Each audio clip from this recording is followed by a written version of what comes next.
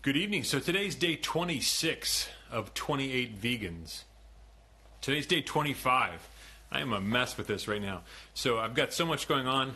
I've been excited by all this, and tonight I actually had not planned on doing one. I was not going to do a feed because I have two coming up tomorrow. So two for Tuesday.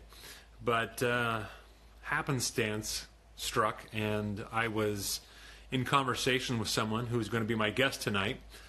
Paula is the founder of Big Island Farm Sanctuary, and her story resonates with mine and Becky's, and it's just incredible how sometimes those stories can connect with each other, and I can't wait to share her story. So I'm going to bring Paula in right now, and we can have a wonderful conversation with Paula and hear what changed her life.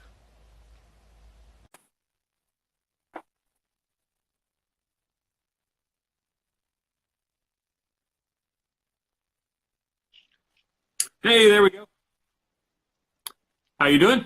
I'm great, Chris. How are you? Doing quite well. Good. So it's kind of funny. We started talking today, and I didn't have anybody lined up because of tomorrow I was going to do two feeds, and I thought, you know what? Since we're having a good conversation about how your journey started, because you were sharing my video from this morning, I thought, why not just go ahead and bring you on, talk about Big Island Farm Sanctuary, talk about your journey, and share what we can share, and hopefully make some good connections someplace. Absolutely. I'm honored. Thank you for having me. Well, you're very welcome, and I promise the honor is mine anytime someone wants to take time out of their day to come and share their story with me and my audience and your audience and internet all over the place. So first off, you and I have a connection in that how our stories began. Yes. Everyone knows mine. Would you care to go ahead and share yours? Oh, absolutely. I would love to share it. So my story started on a fateful day, the date exactly, October 8th, 2017. And my daughter was turning 17 in 2 days, and she'd been talking about this sanctuary she wanted to visit in Southern California. And so I said, okay, let's do it for your birthday. So my mom drove down from Utah, and we drove up to this sanctuary in Southern California. Some of you know of it, the Gentle Barn. Um, and if you don't know of it, you need to know of it if you're ever in SoCal. Definitely go visit it. But it was that day, October 8th, we went to this sanctuary, and honestly, I just thought it was going to be a fun day of seeing animals and petting a couple of them, whatever. Boy, did I not have a clue how my life was about to change on that single day. So we went into this sanctuary, and there were so many amazing animals, and I was learning amazing stories about their rescues and genetic modification and the things that we do to animals to make them be our food or our clothing or our entertainment. And the stories were sad, and they definitely made me think. But it was one moment, and I honestly liken it to being blind for 44 years, if you could even imagine that, and all of a sudden being able to see, because it was literally, it always makes me emotional no matter how many times I've told the story. But it was literally one moment between my daughter Shaylee and this amazing gentle giant, Gentle Ben. If you knew Gentle Ben, if you had the honor of meeting Gentle Ben, then you know what I'm talking about. He was one amazing guy, and he was he stood about 6 feet tall in the back, and he was about 3,000 pounds of Black Angus, genetically modified. He was supposed to go to slaughter. And seeing and hearing his story from this teeny tiny little girl that was his person every Sunday. They couldn't have picked a more tiny little girl to stand next to this amazing giant, the beautiful little Anya. And she told his story, and it was heartbreaking. And then there was a moment where Shaylee leaned in, and I actually just posted this on my social media so you guys could kind of feel it. But there was a moment where Shaylee leaned into Ben, and I feel like they just melted into each other. And in that exact moment, I thought, my God, you know what? I'm no better than any other living, breathing being on this planet, whether it can speak English, or it barks, or it moves, or, it walks on 2 feet or 4, it has feathers, fur, skin. We are not the same, but we are absolutely equal. And I snapped that picture, and it's everywhere in my world. It's on my phone. I had an amazing friend who actually painted it for me. And it is a constant reminder to me of the moment that I went from being blind to being able to see. And my daughter Shaylee had been a vegetarian for almost a year at that point. And bless her soul, her mother, me, was about 6 months into the keto diet. And anyone who knows what that is means almost no carbs, all animal products and fat. I'd eat a package of bacon every morning. That was my breakfast. I could eat probably 20 hot wings at night. That was my dinner. And, I convinced myself that it was okay because it was making me healthier, I thought. So back to the barn, sitting down with Shaylee, eating a vegan bratwurst that I wouldn't have known was vegan had I not known where I was at. Yeah. It was amazing. And I looked across the table at Shaylee and I promised her that right then and there that I would do better and that I would change. And the next day she went from vegetarian to vegan. I went from keto to vegan. The next day we were vegans. And 2 weeks later we were volunteering at the Gentle Barn, and the rest, as they say, I guess, is history, as far as that goes.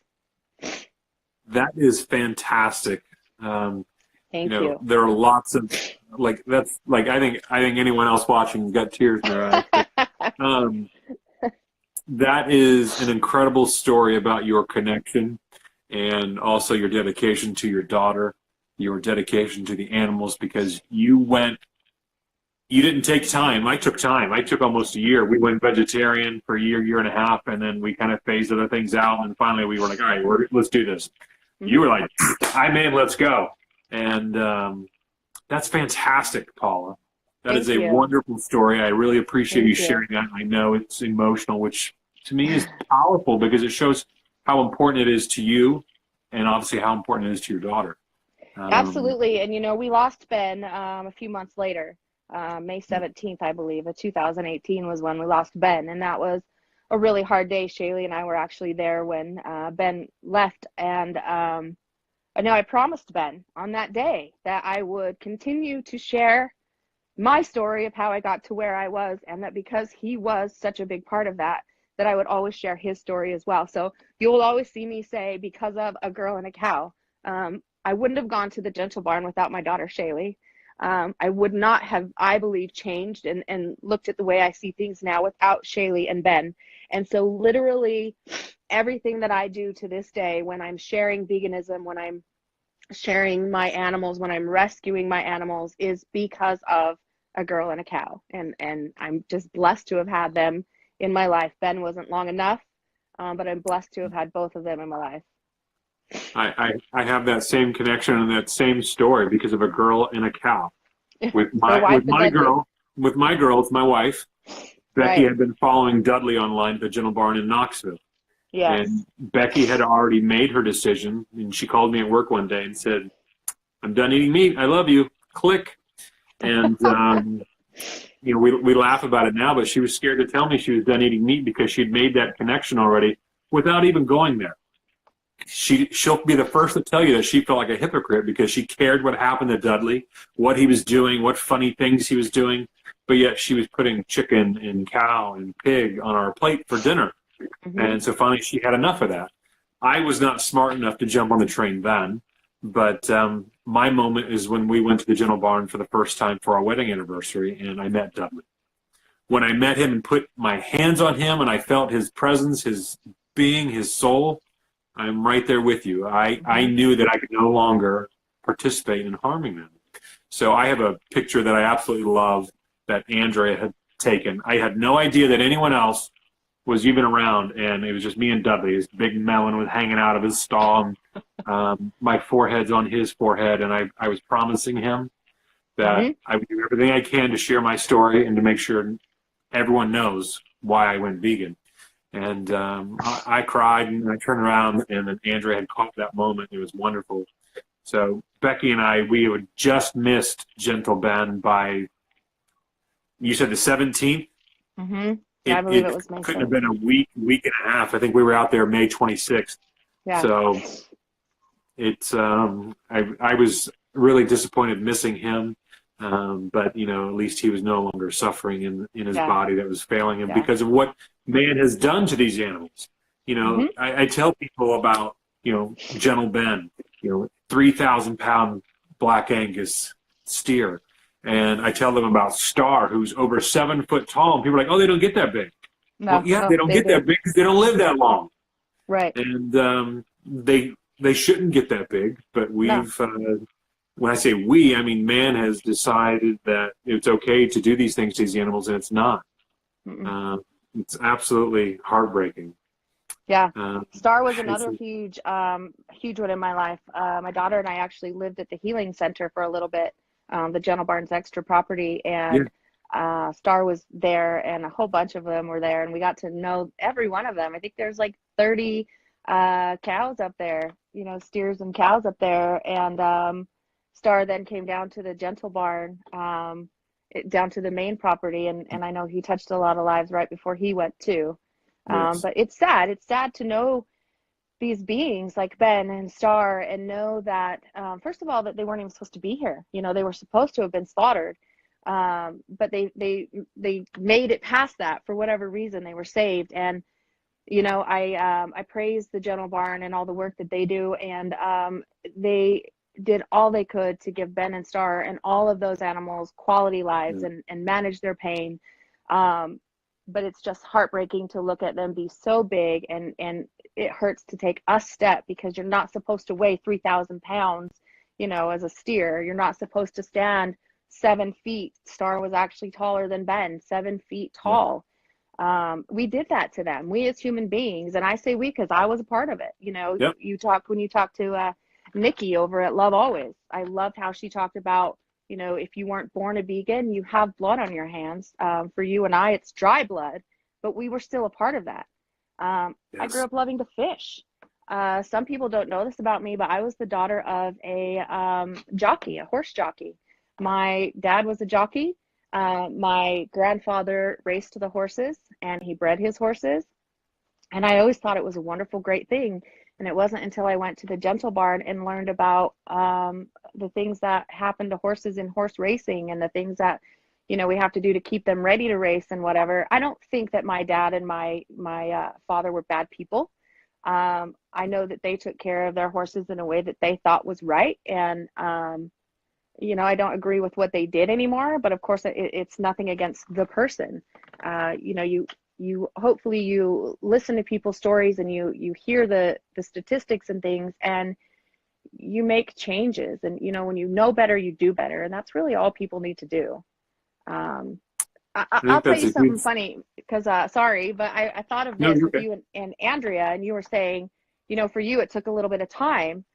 One of my favorite things to tell people, because when you're volunteering at the sanctuary, when people come visit me here at mine, people will say, well, the first question is, are you vegan? Well, yes, of course I'm vegan. And then it's like, well, I just don't think that I could give up cheese, or I really can't give up bacon.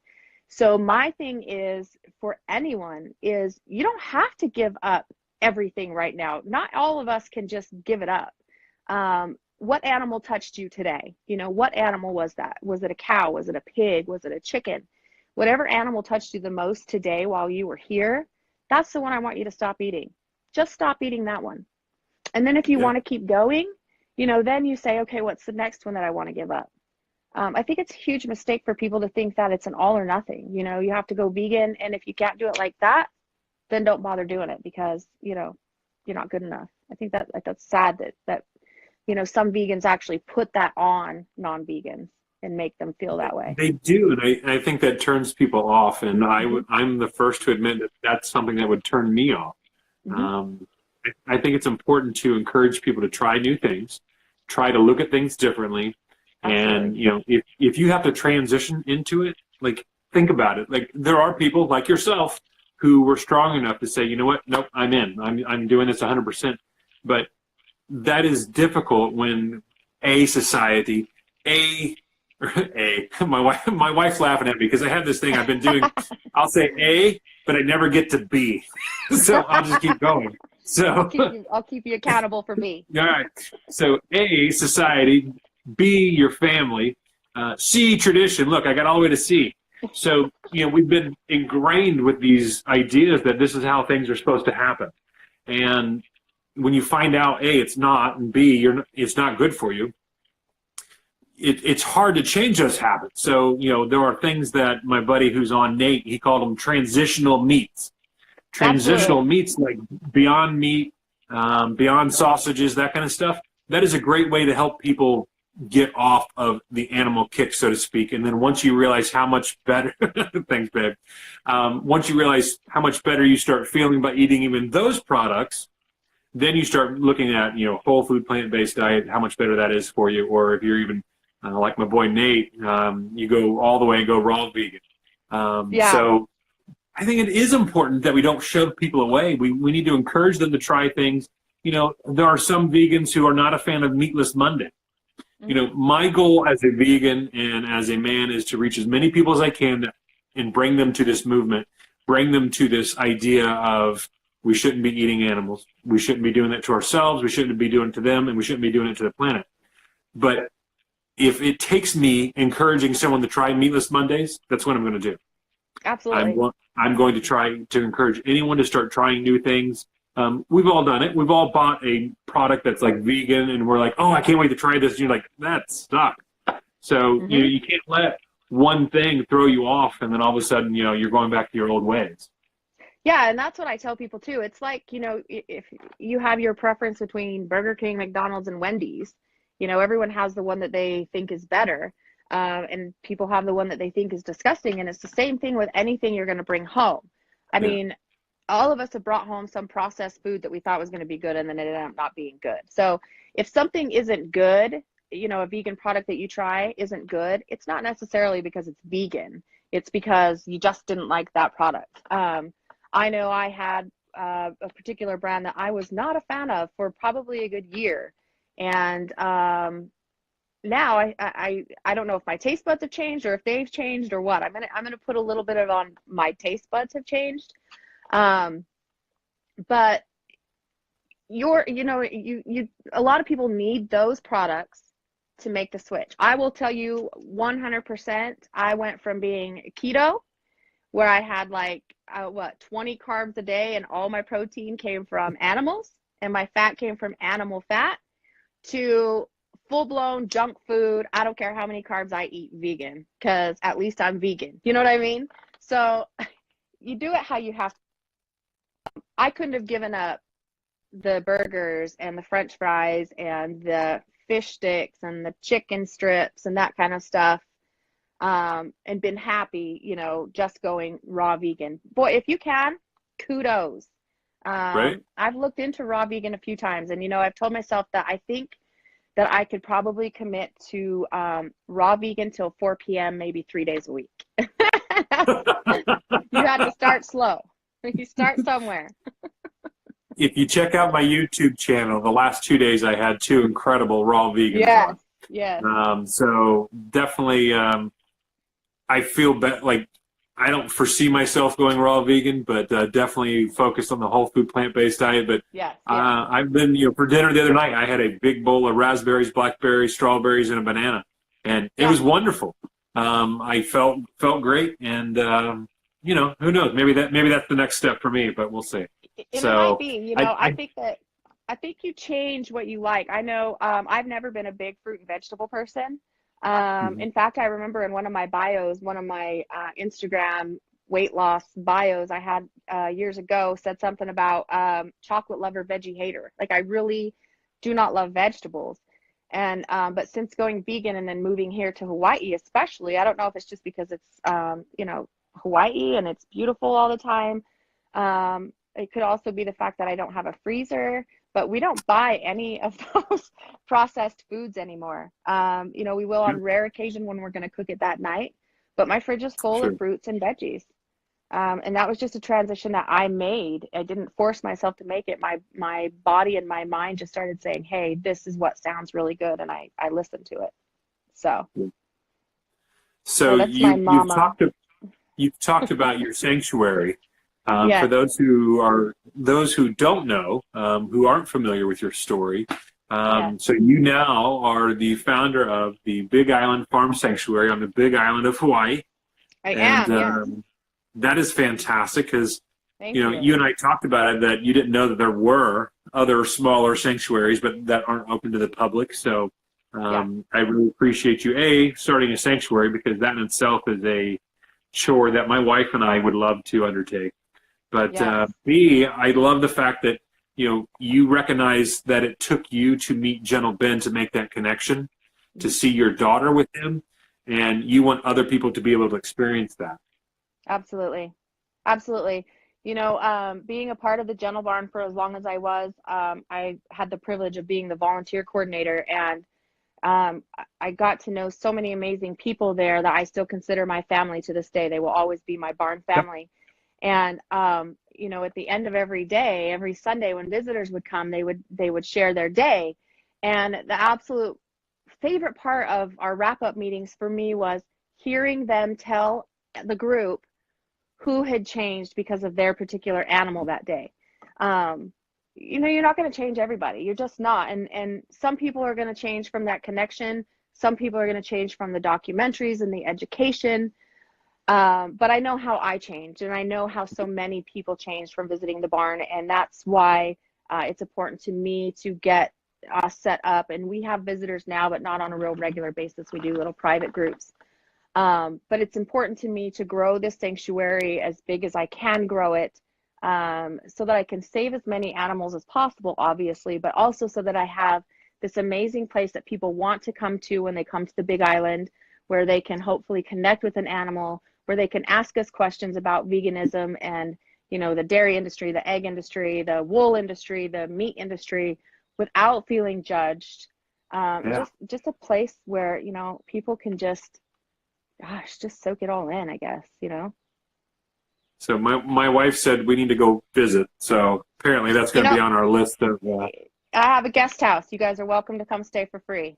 Seriously. So Well, we we would love will to have have to you. figure that out.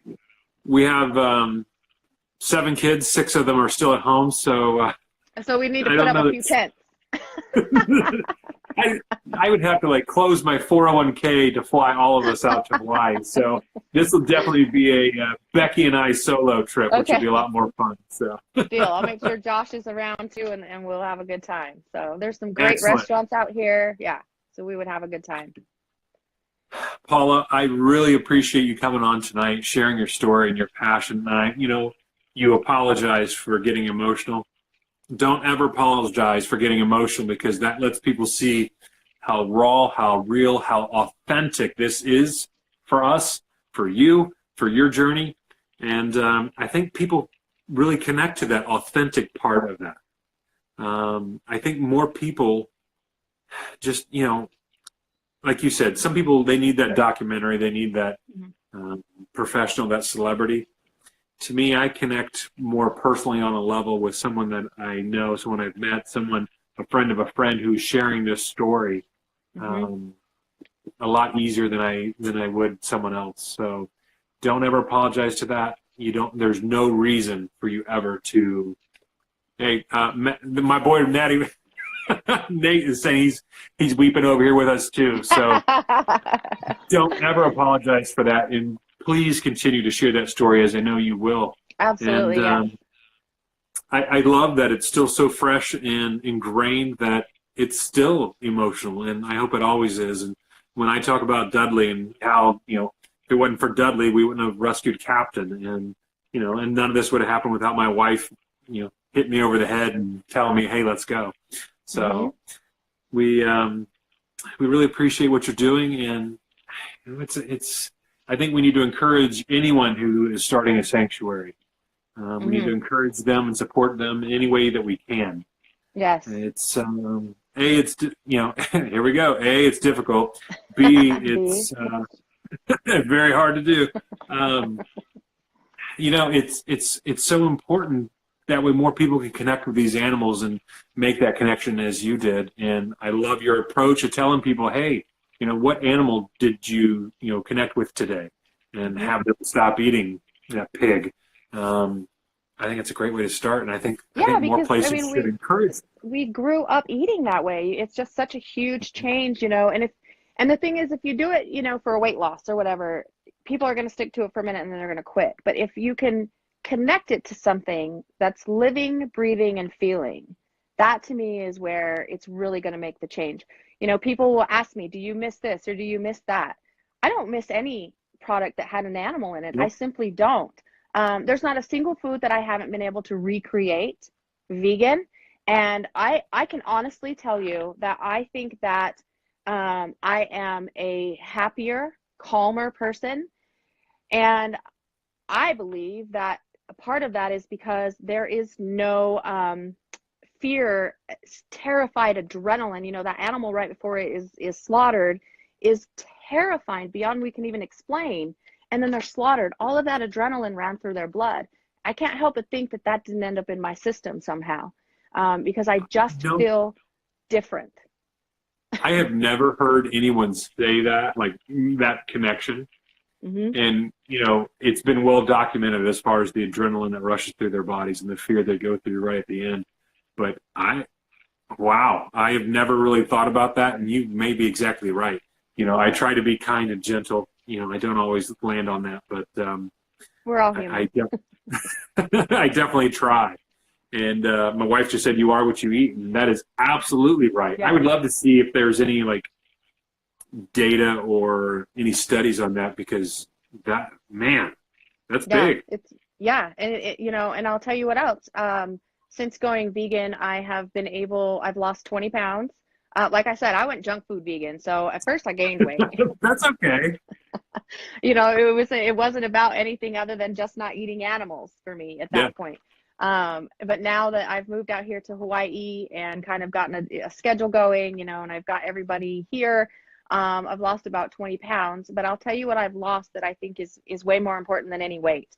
I have lost my medication for high cholesterol, high blood pressure, depression, anxiety, and fatty liver disease, non-alcoholic, just so y'all know. That's all gone. It's all gone. I don't have those problems anymore. And here's the crazy thing. Those were hereditary in my family. Everybody in my family, mom's side, dad's side, had those things. So, I was cursed with that. And I believed that and I accepted that. And that was just fine. I mean, I was going to have to take this medication my entire life. But I Yeah. don't take any of it anymore. And to me, losing weight obviously is going to help people get off of some medication. But I give a lot of credit to the vegan diet, not having that meat and that fat and that cholesterol and that adrenaline and all of that stuff running through my body. I 100% believe that that's why I am off and continue to stay off of my meds. So That is fantastic, and I think that's a testament to the vegan lifestyle. That is not something that, that's not like a one-person story. If you talk about, diabetes, people that struggle with that. Bobby Sudd just joined. Adam Sudd works with Mastering Diabetes, and he talks about they've had, I think it was over 3,000 people have come through their program. And those who stick to the whole food plant-based diet, I asked him specifically, I said, how many people who stick with it have reversed their diabetes? He said 100% who stick to it. mm-hmm. People will say or use the excuse that veganism is expensive. Tell me your prescriptions aren't expensive. Yeah. Definitely. I mean, open heart surgery, how expensive is that? Yeah. And what's expensive, honestly, in a vegan diet is the junk food. If you Yes. stick with the beans and the rice and the veggies and the fruit, it's not that expensive. You gave up the meat you're paying for, and you have that money to put somewhere else. It does get expensive when you're buying the fake meat and the fake cheese and that stuff. It really does. So you can do a vegan diet much cheaper than a meat eating diet. 100%. I believe that. I'm reading some of these funny comments right now. Rice and beans are cheap as AF. Yeah, they are. Exactly. They really are, and you can make some amazing things. Somebody up here is talking about my garbanzo bean tuna, and that's one of my favorite go-to sandwiches. Tuna fish sandwich was my favorite, and there's not a fake tuna on the market that I've been able to, it all smells like cat food, and it tastes worse. And but the garbanzo there's a new one beans, that was just released, though. It's Really? supposed to be at either Whole Foods. I think Whole Okay. Foods has it, and they're supposed to have removed the smell. So Okay. I don't know. I'll give it a try, but I'll try we'll see. anything. Yeah, I'll try anything. Yeah, I will. Definitely. Somebody I think got it's me hooked important to up. support those companies who do make that vegan junk food because, you want more people to try more things. And if they stop making those products, it makes it more difficult to, make those transitions. And So that's I think another thing it's that I very believe in important. too. Absolutely. People will say, well, I'm not going to support this restaurant because it's not 100% vegan, or I'm not going to buy from this company because they used to own, a meat company, or they do still own a meat company and now they've purchased a vegan company. And I think people are just missing the boat. They're missing such a huge opportunity, because what we need to tell these restaurants and these companies is, yes, you did the right thing. You might serve meat on the side, but Yeah. Carl's Jr., you brought in a burger that I can go through the drive-through and get. The only thing I miss about being a vegan versus a non-vegan is the convenience of a drive-through meal on a day when I've just had enough and I don't want to cook. So any restaurant to Yes. me that any restaurant to me that will offer a vegan option or a vegetarian option, any company that's going to buy into a vegan company, I am going to 100% support the vegan side of that. You can't expect, my husband and I have owned several businesses in our life, and that's your bread and butter, so to speak, vegan butter, Yeah. but it's your bread and butter. And you can't expect these companies to go, okay, well, we're just going to stop, killing chicken, and we're going to open a brand new vegan thing and hope it flies. They have families to feed. They have employees who have families to feed. So if they're looking at vegan as an option for the future, yes, they're looking at Yeah. the financial part of that. Duh, let's be real.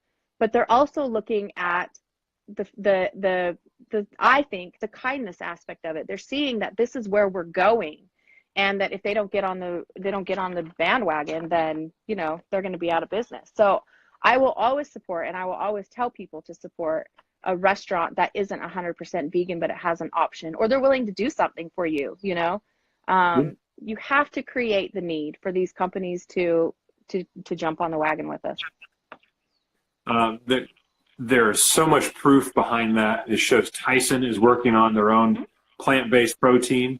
I had a conversation with someone. I won't drop a name because it may have been a private conversation, but somebody that they've been in contact with at Cargill, someone fairly high up, said they are putting all of their money and all of their research into plant-based everything because Nice. they see that is the future. So when you hear like a company like Tyson, like Cargill, is putting their money into plant-based research, that tells you that they know it's coming. It's just a matter of time. Mm-hmm. Absolutely. And let's praise So them and Nate, support them. yes, absolutely. My buddy Nate said fruit is the real fast food. Right? That's so true though. I'll name drop Johnny Juicer. That's, he's raw vegan. If nobody knows who that is, go check him out. He's got an amazing little dog, Noah, too. But he's said that before too. And I'm just like, it's the fastest food. It really is. If you think about it, you can go into a lot of convenience stores, even have, bananas or apples now sitting there. But you can go into any grocery store in any city and you could grab a whole bunch of fruit and some raw veggies and have at it. And yet we, don't even think of those as a fast food. That's a good one. A really good one. Absolutely. Everybody check out that comment by Bobby Sudd. He said companies are neither moral or immoral. They follow the money and to show them that vegan is not a fad. If a company makes money off of vegan products, of course they will offer them. Absolutely right, brother. I think that's why it's important to support them and support these companies. So Cargill would be big. Cargill would be big. That would be incredible That's if my we see mama. it. So usually when I'm doing these live feeds, I try to avoid the comments because I'm always like, oh, squirrel. And the next thing I know, I start this rambling or I'm like off topic and I look the other way. And so it gets to be a hot mess. So I appreciate everybody chiming in tonight, though. Yeah. So, Paula, thank you so much for coming on tonight. Thank you for coming on and sharing your emotional story and your connection of you and your daughter. And, hopefully someone else will see this. Someone else will resonate with this story. And, maybe it'll lead to someone else going to a sanctuary near them and making a connection with an animal, and they start their journey. Absolutely. Thank you. And I just want to say before we go, thanks to you for having me on.